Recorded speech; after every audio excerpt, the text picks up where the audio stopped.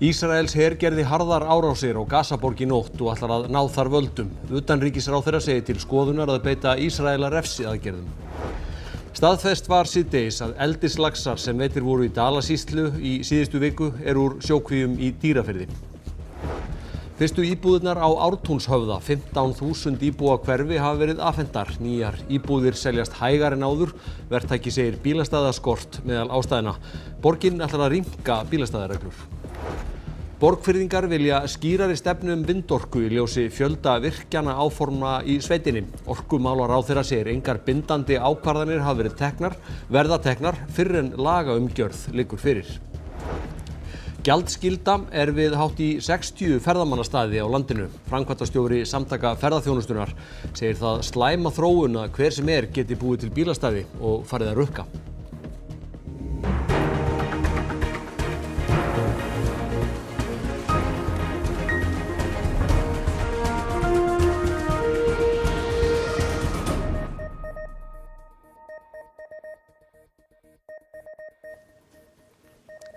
Gott kvöld. Ísraels her hunsar ákall alþjóðasamfélagsins og hefur ráðist inn í Gazaborg. Herinn ætlar að taka völdin þar og hrekja 1 milljón manna á brott. Í úthverfum Gazaborgar hefur fólk vaknað við sprengingar í vikunni. Ísraels her gerir árásir og tjöld þar sem fólk á flótta hefst við. Miklar annir eru á spítölum.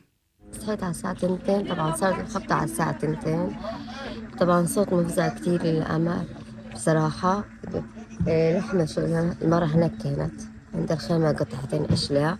طبعا صحيت أنا كنت واقفة المغرب مع المرة، صدمة لإلي إنها صاحبتي، صدمة لإلي لقيناها نصين وهني ولادها إلها بنت صغيرة أكبر من بنتي من السنة يعني 5 شهور طبعا راحت.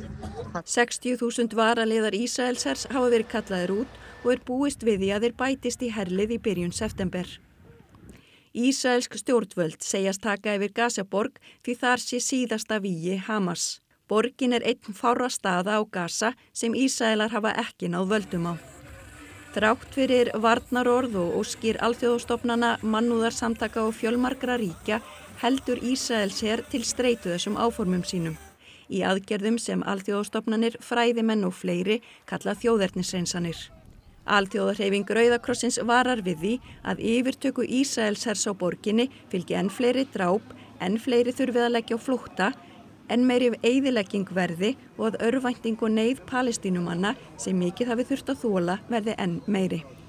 Talið er að 1 milljón manna haldi til í Gazaborg. Margir eru þegar lagðir á flótta og búist er við að Ísraela skipi 100.000 að fara burt úr borginni. Fólk veit þó ekki hvert það á að fara, því engin staður á Gaza talinn öruggur.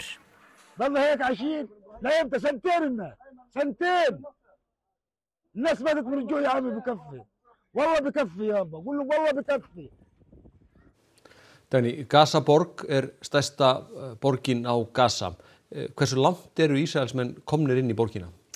Þeir gerðu árásir í útjaðri borgarinnar í nótt og í dag. Þannig að þeir byrja þar og vinna sig svo inn. Þannig að ef framheldur sem horfir þá verða harðar árásir á borgina næstu daga og vikur og þessi borg, Gazaborg, hún einn af fáum stöðum á Gaza sem Ísraels her ekki nú þegar búin að jafna við jörðu. Svo birtust í dag upplýsingar grimmdarverk Ísraela. Já, breski fjölmiðillinn Guardian ásamt ísraelskum fjölmiðli og palestínskum komst yfir gagnagrunn frá Ísraels her og þar herinn búinn að skrá sem sagt alltaf fólk sem hann hefur drepið og samkvæmt upplýsingunum þar þá það 83% almennir borgarar sem þeir hafa drepið. Og þetta eitthvað kringum 60.000 manns í heldina sem hafa... Já, þetta það bil 62.000 manns svona sem staðfestaðir hafi drepið og af þeim eru 83% almennir borgarar. Og það ekki oft í seinni tíð sem hlutfall almennira borgara svona hátt.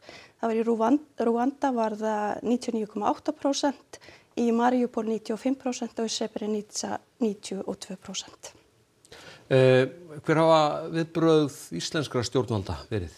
Þau fordæma þessar árásir í dag eins og þau hafa reyndar gert áður og við ræddum við utanríkisráðherra síðdegis og við skulum heyra hennar viðbrögð.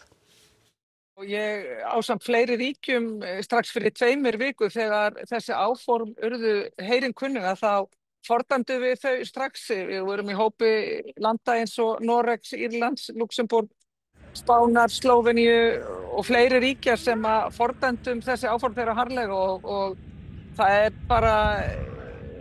er ekki hægt að láta þetta í rauninni viðgangast að mínu mati. Já, og utanríkisráðherra sagði að árásir Ísraela þær fari gegn öllum leiðum til að tryggja frið bæði í Palestínu og í Ísrael til lengri tíma og hún leggur áherslu á það að það verði ekki grafið undan tilraunum til að koma á tveggja ríkja lausn þó svo að sé líklega langt í hana og við spurðum utanríkisráðherra líka að því hvort íslensk stjórnvöld hafi það til skoðunar að beita Ísraela einhvers konar refsiaðgerðum.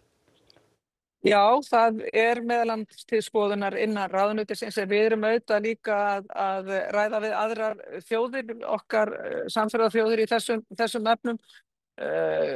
Ein og sér, það er alltaf mati á það hvað við ein og sér getum gert en saman erum við í þessu sem öðrum málum mun sterkari en já, við erum að skoða ákveðin atriði sem að við getum farið í, sem að það eru aðgerðir gegn einstakar ráðherrum eins og aðra þjóðir hafa farið í eða ýmis önnur atriði. 3 laxar sem veiddir voru í Haukadalsá í Dölum í síðustu viku reyndust vera eldislaxar. Staðfest í dag að þeir komu úr Dýrafirði. Loka greining laxanna fór fram hjá MAST en 8 af löxunum 11 sem hafa verið greindir reyndust villtir. Stofnunin hefur upplýsingar úr eldislöxum sem hún getur borið saman við meinta eldislaxa og þannig rakið uppruna þeirra. MAST tilkynnti í síðustu viku að gat hefði komið í ljós á sjókví Arctic Fish við Eyrarhlíð í Dýrafirði. Þetta eru fyrstu eldislaxarnir sem greindir eru. Fleiri bíða greiningar og veitust þeir í ám í Húnavatnssýslu. Veiðifélög víða land ásamt Fiskistofu og köfurum hafa gripið til aðgerða eftir að fréttir bárust af eldislöxunum. Þórdís Arnljótsdóttir stödd við Elliðaár í Reykjavík. Er þetta reiðarslag fyrir veiðifélög og fiskeldisfyrirtæki? Já, alveg örugglega. Það vill enginn að eldislaxar blandist villta laxastofninum og fólk nú sérstaklega minnugt þess hérna fyrir 2 árum þegar laxar sluppu úr kvíum í Patreksfirði og gerðu víðreist, næstum um allt land, nema Austurland minni mig, en það sem versta núna í þessu tilfelli það að gatið á sjókvíni í Dýrafirði, það veit enginn hvað það var lengi gat vegna þess að voru mistök gerð við þetta neðansjávareftirlit sem að fiskeldisfyrirtækjum gert að gera og það var gat á sjókvíni en það kom ekki ljós fyrir en það var endurmetin þessi gögn og sem að í síðustu viku en þessum löxum í þessari sjókví þeim var allavega slátrað núna 7. júlí en við vitum ekki hvað þeir höfðu langan tíma að fara í gegnum gatið. En sá sem að veit þessa fyrstu eldislaxa í Haukadalsá, hann búinn að stunda laxarannsóknir lengi og áhrif sjókvíeldis á laxa. Þegar þú veitir þá í Haukadalsá í síðustu viku þessa laxa, þá náttúrulega sástu strax hvaðan ef að þetta voru eldislaxar, en þetta með Dýrafjörð kom þér ekki óvart? Nei, það kom ekki óvart. Erðir þessara 3 laxa úr rannsókninni sýna að þeir eru allir runnir úr Dýrafirði og þær niðurstöður eina sér öskra á það að við fáum fram upplýsingar hve stór þessi slysaslepping var. Það að segja hve margir strókulaxar fóru úr sjókvinni eða sjókvíunum. Ég verð nú að segja eins og að þó að það sé búið að staðfesta að þetta sé úr Dýrafirði, þá ekki alveg búið að ég allavega ekki komið með það að þetta sé nákvæmlega úr þessari kví.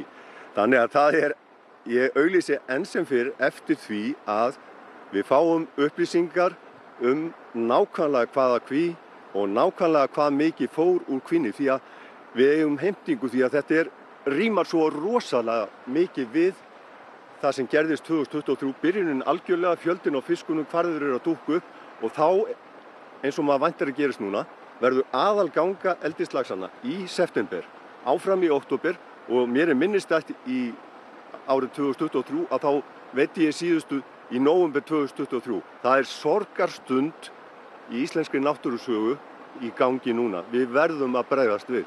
Já, þakka þér fyrir þetta. Það liggur mikið við en við ætlum að kveðja héðan úr við fallegu Elliðaárnar þar sem að laxinn enn spriklandi. Já, takk fyrir þetta Þórdís. Við förum nú reyndar ekki mjög langt frá Elliðaánum því á allra næstu dögum verður flutt inn í fyrstu íbúðirnar í nýju 15.000 íbúa hverfi á Ártúnshöfða. Talsvert hefur hægt á sölu nýrra íbúða. Verktaki telur skort á bílastæðum í nýjum hverfum eina ástæðuna. Það fátt sem bendir til þess núna en þegar hverfi hér á Ártúnshöfða verður tilbúið verður það grænasta hverfi Reykjavíkurborgar. Enda talsvert verk óunnið við að breyta iðnaðarhverfi í íbúðahverfi. Mörg hundruð manns eru þar að störfum en þetta verður eitt af lykilhverfum borgarlínu. Þar verða 3 grunnskólar, nokkrir leikskólar og 15.000 íbúar. Á öllu svæðinu gert ráð fyrir 7.000 íbúðum þegar allt komið. En í þeim áfanga sem nú verið að byggja upp 1.500 íbúðir og 686 íbúðir í uppbyggingu akkurat núna skils mér. Fólk flutt inn? Fólk búið að fá afhent, þannig að það bara að flytjast inn núna þessar myndir skils mér. Það hér uppsteypa á fullum krafti og við erum síðan með 2 svipuð verkefni hér fyrir neðan á Ártúnshöfðanum.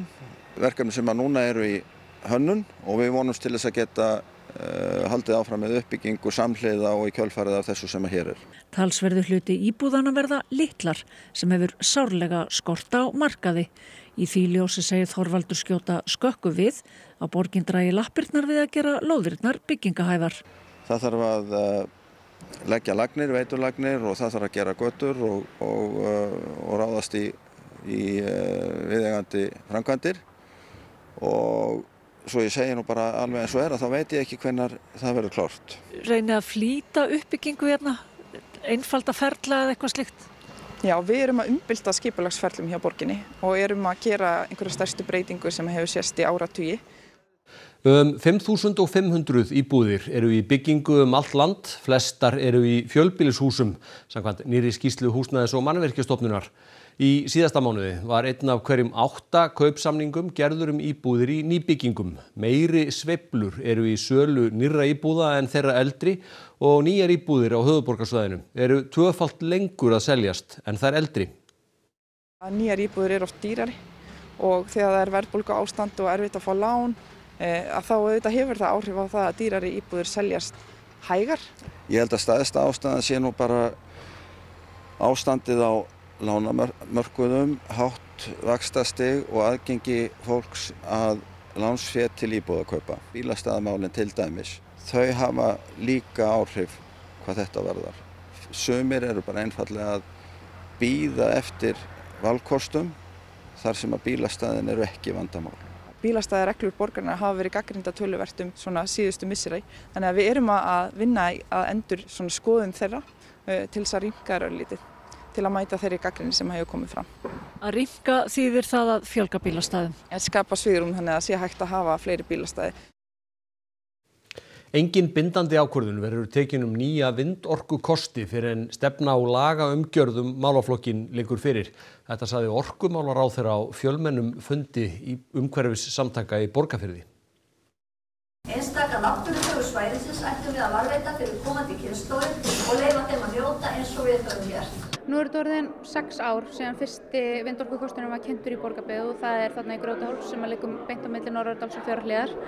Og þetta nærsamfélag sem þarna búið að þurfa að skila inn með nokkra mánaða millibili í 6 ár athugasemdum. 4 vindorkukostir eru til skoðunar í Borgarfirði. Íbúar og annað áhuga fólk vindorku fjölmenntu á fundinn sem haldinn var af nýstofnuðu umhverfisamtökunum Sól til framtíðar sem starfa í Borgarfirði. Fundargestir átöldu stjórnvöld fyrir stefnuleysi í málaflokknum og kölluðu eftir samfélagsmiðaðri stefnu í orkuvinnslu. Það verður engin bindandi ákvörðun tekin nýja vindorkukosti fyrir en það liggur fyrir skýr stefna og skýr lagaumgjörð þessi mál. Við erum að vinna að því. Ráðherra benti á að þrátt fyrir að ýmsir aðilar stemdu að orkuvinnslu vindorku væri ljóst að einungis lítill hluti þeirra yrði að raunveruleika. Langflestir þessara kosta sem oft varpað upp á landakorti hafi ekki einu sinni farið af stað í rammaáætlunarferlinu. Ráðherra ítrekkaði jafnframt þá afstöðu sína að rammaáætlun yrði áfram leiðin til að ákvarða orkukosti. En leið erum við að fara að setja ákveðin takmarkandi ákvæði sem útiloka þá vindorku nýtingu á ákveðnum svæðum og gefa sveitarfélögum loka orðið. Þó að við segjum nei við vindorkuverum á ákveðnum stöðum, þá erum við með ofboðslega mikið magnin í rammaáætlun sem hægt að virkja. Fundargestir kölluðu eftir auknu samtali þær breytingar sem væru að verða á orkuvinnslu og sölu. Ég held að samtalið orkumál hafi sjaldan verið jafn fjörugt og nú og þessi fundur einmitt bara dæmi það. Setja þarf lagaramma bílastæðagjöld við ferðamannastaði að mati framkvæmdastjóra samtaka ferðaþjónustunnar. Ferðamenn telja bílastæðin of dýr og betra að borga eitt fast gjald fyrir vist langa dvöl. Gjaldskylda, nokkuð sem virðist vefjast fyrir sumum ferðamönnum á ferðum landið á margan hátt. Á samfélagsmiðlum virðast einhverjir telja að gjaldskylda sé heiti á ferðamannastað. Öðrum finnst það líklega fyndið, því víða jú gjaldskylda. Undanfarið hefur verið talsverð umræða að gjaldskylda á bílastæðum við vinsæla áningastaði geti verið ruglingsleg og há viðurlög við að borga ekki. Framkvæmdastjóri samtaka ferðaþjónustunnar segir áhyggjur uppi að þetta hafi neikvæð áhrif á upplifun ferðamanna. Það geta ekki tilt niður bílnum án þess að þurfa að borga fyrir það og vita kannski ekki alveg fyrir hvað þeir að borga, fá mögulega einhverja rukkun eftir á og svo framvegis. Þannig að það skynsamlegt að koma þessi í svona betra horf þó að það sé að einhverju leyti eðlilegt að fólk geti haft arð af eignum sínum. Þá sé eðlilegt að ræða hvaða ábyrgð landeigandi hefur. Það er ekki skýrt að þeir sem eru að taka gjöld, hvaða ábyrgð þeir beri þá í samhengi. Jóhannes Þór segir að fólk þurfi að fá þjónustu fyrir gjaldið. Það sé ekki bara í hasti sléttaður einhver flötur og kalla bílastæði og farið að rukka. Það líka spurning hvort að það þurfi ekki að horfa til þess að það sé einhvers konar lagarammi, reglurammi utan það hvernig þetta gert. Meðal annars varðandi flokka bifreiða, hvernig þeim hagað, þeir þurfi að vera samræmdir eða eitthvað slíkt. Ferðamannastöðum þar sem gjaldskylda fjölgar hratt. Eftir því sem Fréttastofa kemst næst gjaldskylda á 56 stöðum víða land. Flestir eru á Suður- og Vesturlandi. Og þetta kostar sitt. Ef ferðamaður fer gullna hringinn á venjulegum fjölskyldubíl þarf að greiða alltaf 5.000 krónur fyrir að stoppa á 5 stöðum. Við Kerið aðgangseyrir, annað eru bílastæðagjöld og safnast þegar saman kemur, segja ferðamenn sem hafa lagt leið sína landið. Almost everywhere we've been, there was a parking to be paid and traveling around very often multiple times per day. So definitely really expensive. Sometimes it's quite a lot, but when there's a toilet and good ways, it's okay. We did start to consider how many places are we parking, and we wondered where places had multiple lots. Can you move the car to the other lot? And will that be okay? Will that be under the same fee? So that was a bit confusing. I just had an experience where I didn't get the machine to work. I wouldn't take my credit card, it froze. So I didn't pay. One thing I think I would have appreciated was something like in the US they have a lot of like national park passes type thing. Some sort of like pass, like if you're doing the ring road, you pay some amount for a week and that just pays for all the parking for the week. It did feel a little bit like being nickel and dime, just like every single pay station type thing. But I get it. It's going towards upkeep. And oh, we never paid parking fees so far. Do you know that you have to pay parking fees here? No. We never saw a sign. Okay. Do we have to pay here on this parking lot? Yes. Okay. We have to find out where. Kristín Hermannsdóttir veðurfræðingur. Það margir farnir að horfa til helgarveðursins, mikill fjöldi sem ætlar að hlaupa í Reykjavíkurmaraþoninu. Já. Hvernig mun viðra á hlauparana? Já, það mun verða suðaustan átt og svona gola og upp í strekkingsvind þarna morguninn og laugardaginn.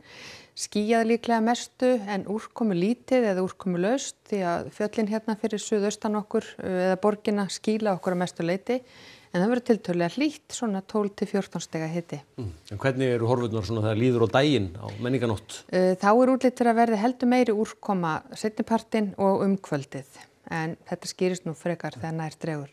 En svona horfurnar annar staðar á landinu helgina? Það útlit fyrir að verði bara nokkuð bjart veður norðan- og austanvert landið og tiltölulega hlýtt. Hiti gæti farið upp í 22 stig á norðausturlandi.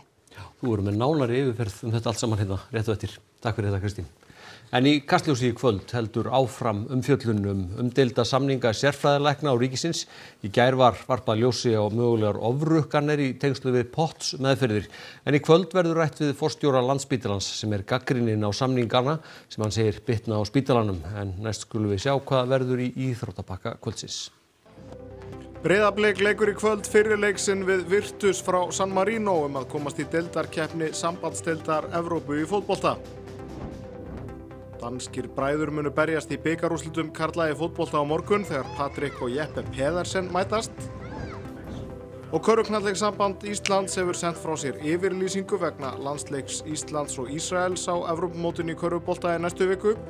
Íþróttir hér eftir fréttir. Þá skulum við rifja upp helstu atriði frétta. Ísraels her gerði harðar árásir á Gazaborg í nótt og ætlar að ná þar völdum. Utanríkisráðherra segir til skoðunar að beita Ísraela refsiaðgerðum. Staðfest var síðdegis að eldislaxar sem veiddir voru í Dalasýslu í síðustu viku eru úr sjókvíum í Dýrafirði. Fyrstu íbúðirnar á Ártúnshöfða, 15.000 íbúa á hverfi hafa verið afhentar. Nýjar íbúðir seljast hægar en áður. Verktaki segir bílastæðaskort meðal ástæðna. Borgin ætlar að rýmka bílastæðareglur. Borgfirðingar vilja skýrari stefnu vindorku í ljósi fjölda virkjana áforma í sveitinni. Orkumálaráðherra segir engar bindandi ákvarðanir verða teknar fyrr en lagaumgjörð liggur fyrir. Gjaldskylda við hátt í 60 ferðamannastaði á landinu. Framkvæmdastjóri Samtaka ferðaþjónustunnar segir það slæma þróun að hver sem geti búið til bílastæði og farið að rukka. Næstu fréttir verða sagðar í útvarpinu klukkan 10 í kvöld og vefurinn ruv.is uppfærður allan sólarhringinn. Við minnum á netfang fréttastofunnar fréttir@ruv.is og að þú getur hort og hlustað á ýmiss konar fréttatengda dagskrá í spilaranum í símanum þínum eða vef RÚV og einnig á hlaðvarpsveitum. En þessum fréttatíma lokið. Verið sæl.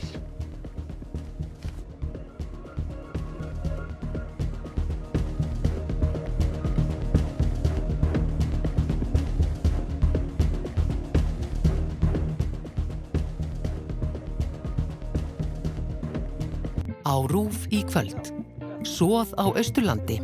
Ferða á matreiðsluþáttur þar sem vinirnir Kristinn og Janus ferðast landið. Þeir ganga í stóru urð og þegar þeir komast loksins á leiðarenda elda þeir sér dýrindis rétt. Draumahúsið. Sænskir þættir þar sem fylgst með fólki gera upp draumahúsið sitt. Næturlestin, Night Sleeper. Breskir spennuþættir frá 2024. Þegar tölvuþrjótar taka yfir stjórn næturlestar frá